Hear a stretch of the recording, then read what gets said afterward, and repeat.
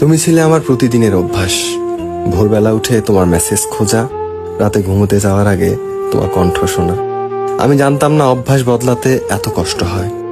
তুমি বলেছিলে ভালোবাসি, আমিও বলেছিলাম, কিন্তু আজ আমি বুঝি ভালোবাসি বললেই কেউ থেকে যায় না। তুমি তো ছিলে আমার প্রতিটা কথায়, প্রতিটা স্বপ্নে, শুধু ছিলে না বাস্তবে। আমরা একসাথে ছিলাম, কিন্তু আমাদের মধ্যে এক অদৃশ্য দূরত্ব ছিল, যেটা দিনে দিনে বেড়েই গিয়েছিল। ভেবেছিলাম সময় কাটবে, সব ঠিক হয়ে যাবে, কিন্তু না।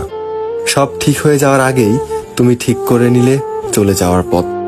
এখন আর রাগ হয় না, শুধু কখনো কখনো মন খারাপ হয়। ভালো থেকো বলার সুযোগটাও পাইনি। তুমি চলে গেলে আর আমি পড়ে রইলাম অসংখ্য প্রশ্ন নিয়ে। কোথায় ভুল হলো? আমি কি খুব কম ভালোবেসেছিলাম, নাকি খুব বেশি? তুমি আজ কার সঙ্গে হাসো আমি জানি না। আমার কথা কি তোমার একটুও মনে পড়ে? আমি কিন্তু এখনো মাঝে মাঝেই তোমাকে মনে করি। হয়তো ভুলে যাব একদিন, কিন্তু আমি আজও বলি, তুমি যদি ফিরে আসতে, আমি এবারও কিছু বলতাম না, শুধু তোমার দিকে তাকিয়ে থাকতাম চুপচাপ।